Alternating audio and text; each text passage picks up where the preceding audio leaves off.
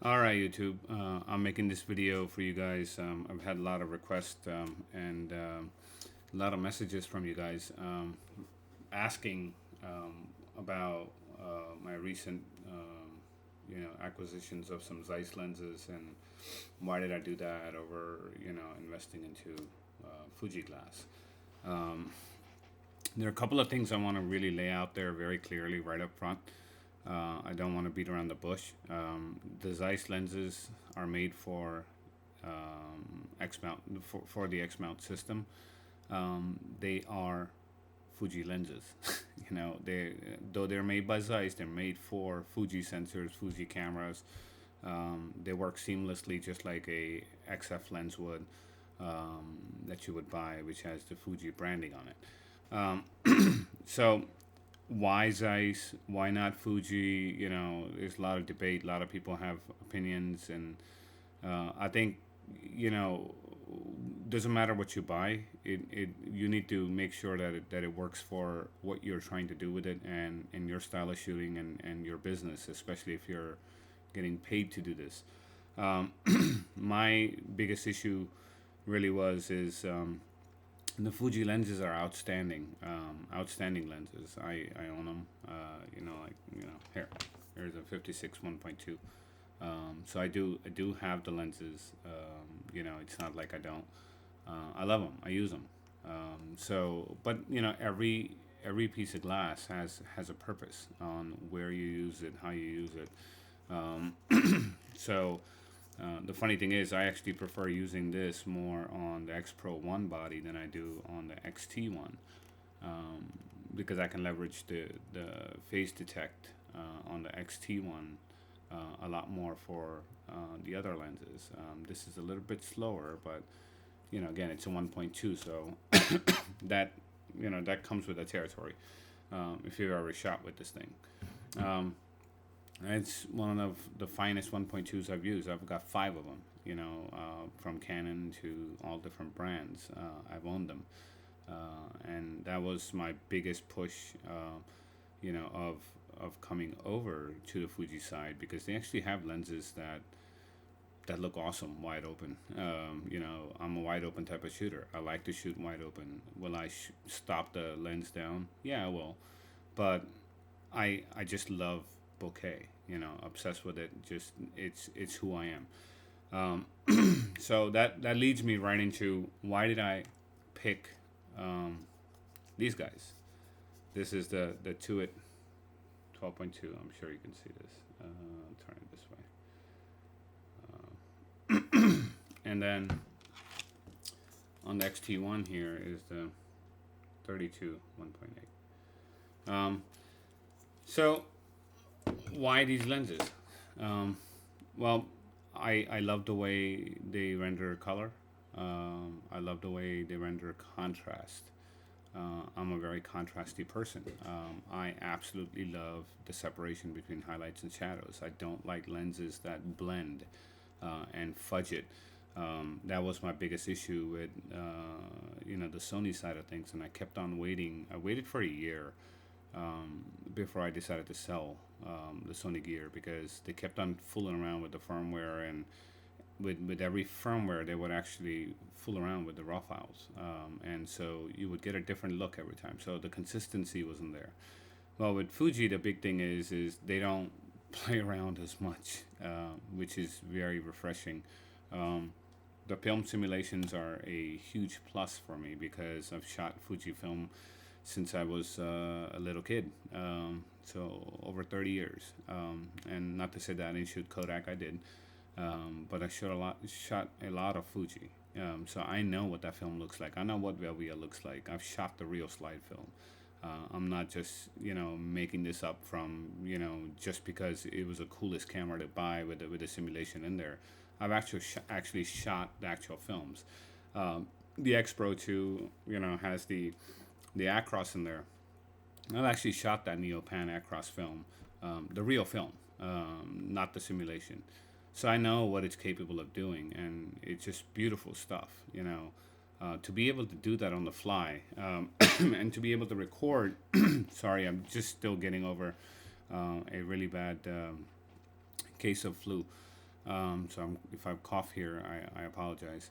Um, the biggest thing that I really see happening really is Fuji's got the right direction, and what made me jump the gun to go and buy the Zeiss lenses. For one, the love for Zeiss. I've had their lenses for many years. Um, even prior to these, I have the contact mount of the Zeiss planners, and they still are functioning today after 30 years. They're just some of the best pieces of glass that you can find. Um, and this ring, a lot of people, the focus ring, a lot of people are like, oh, I don't like it. Well, honestly, this is probably one of the most ingenious designs in lens, development in the recent, decades. The biggest problem with the one with the ribs is you have space between here, and a lot of the times the dirt gets in there, and then you'll notice a lot of the lenses become kind of stiff to turn over the years. And that happens because that dirt is actually breaking down the lubrication and the oils that are inside to make sure that this operation happens freely. So Zeiss really worked this out where if I run my hand through, I can't even tell it's there. It's that seamless. It's just unbelievable. And then they've done the same thing with the Aperture Ring. So a lot of people are like, well, this is just like the Fuji. No, it's not. Listen to it very carefully, and I'll do the Fuji next.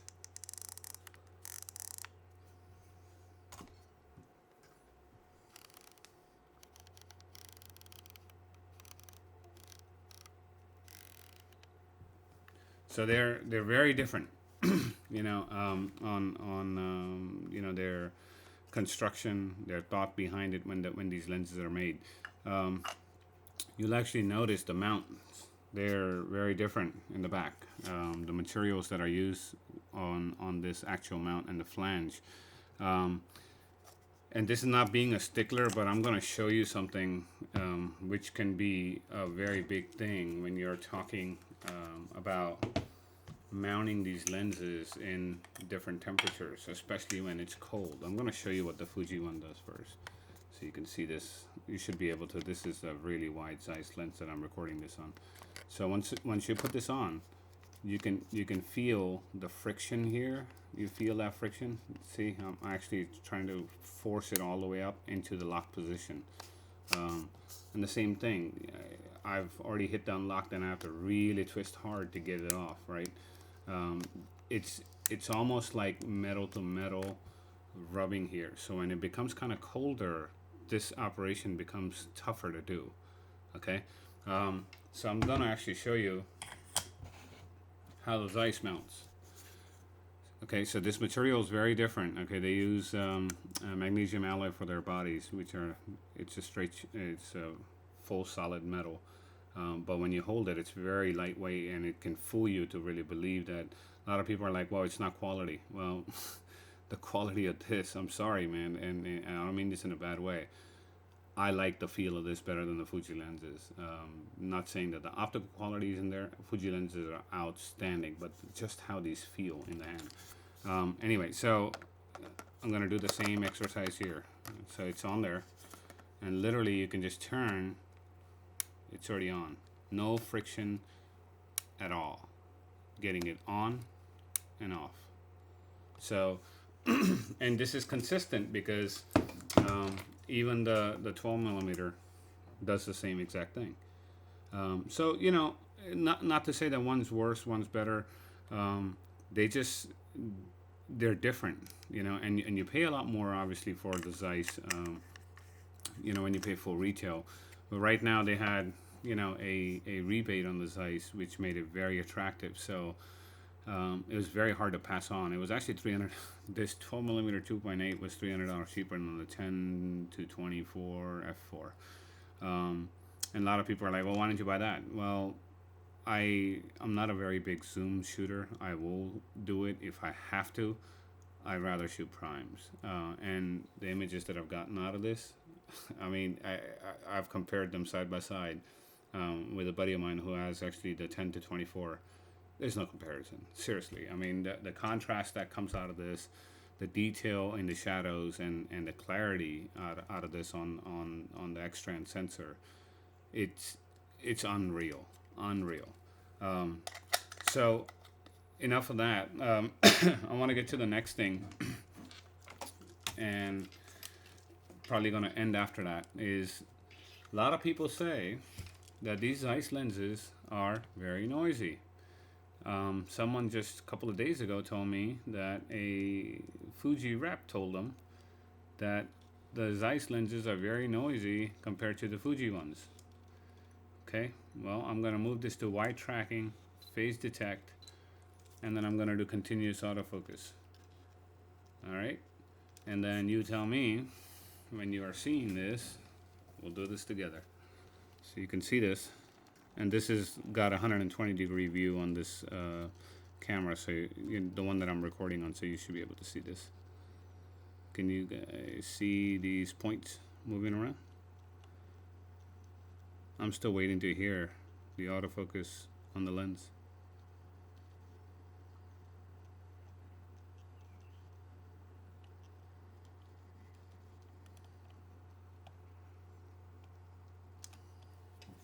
It's virtually silent. So that's the 32 1.8.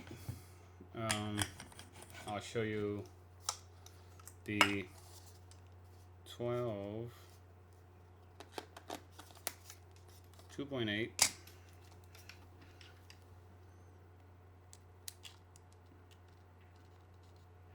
Can you see this? Here you are.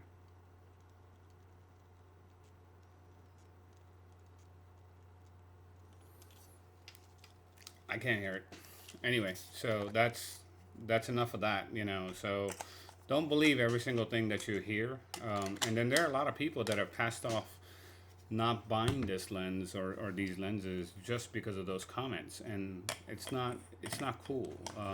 Just remember one thing, guys. Zeiss has been doing this for over 100 years, right? And not to say that Fuji hasn't. Fuji's been around for over 80 years, you know.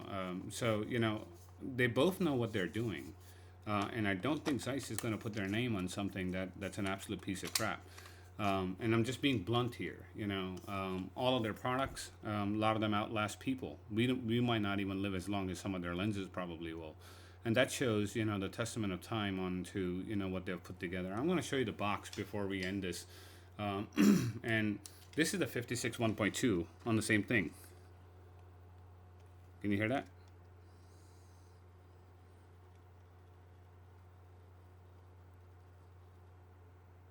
It's got like a whizzing sound, and that is in all fairness to the lens itself. It's not an issue of the lens. It's just the barrel so big, it's moving from one end to the other on the 1.2, and that's pretty standard. So you know, it's very quiet for its size. So let me grab the Zeiss box, and I want to show you what you're really paying for, what you really get.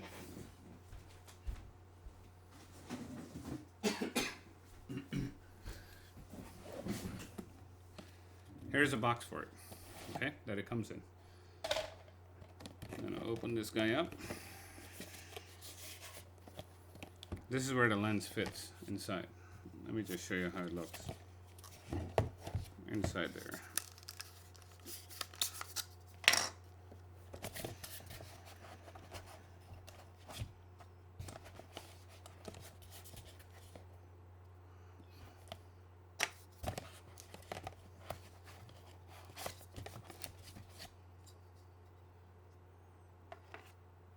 Oh, I'm putting it backwards.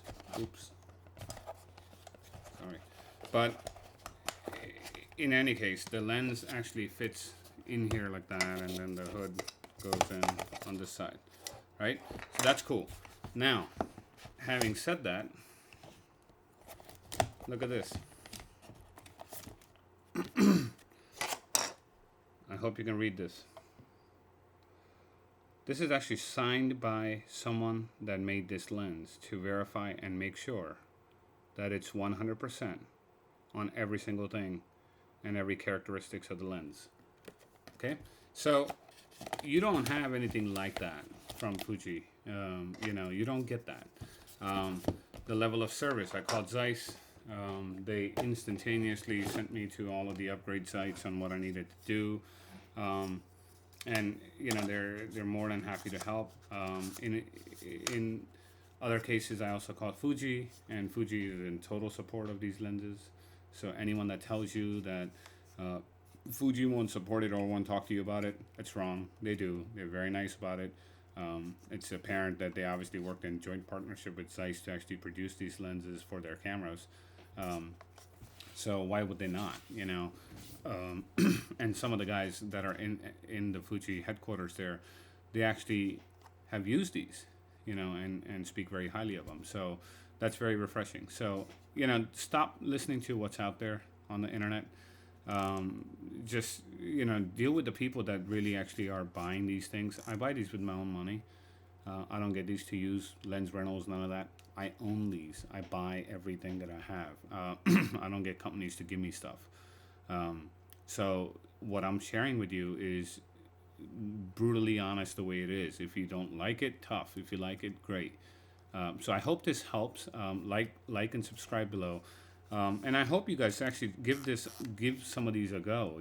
They're a hell of a deal right now for what they are. I picked this up at B&H for $6.99 for the 12mm 2.8. For $700 for what you're getting in this lens and the image quality that comes out of it, it's mind-boggling. If you just look at it, you'll be shocked to see what comes out of that camera. And I don't even have the X Pro 2 yet, so I can just imagine what comes out of this thing on an X Pro 2. It would be probably very sick. Anyway, so give that some thought, and I will do a video sometime this week or early next week with actual shots from this taken at a car show and a big anniversary that happened at a major park here. So you can get an idea on how punchy it is and how awesome this and we put the 56 1.2 to the paces there. Just beautiful images. So anyway, like and subscribe, and then I'll talk to you guys soon, and leave me some comments if you have any questions. I'll be happy to answer them. Thank you.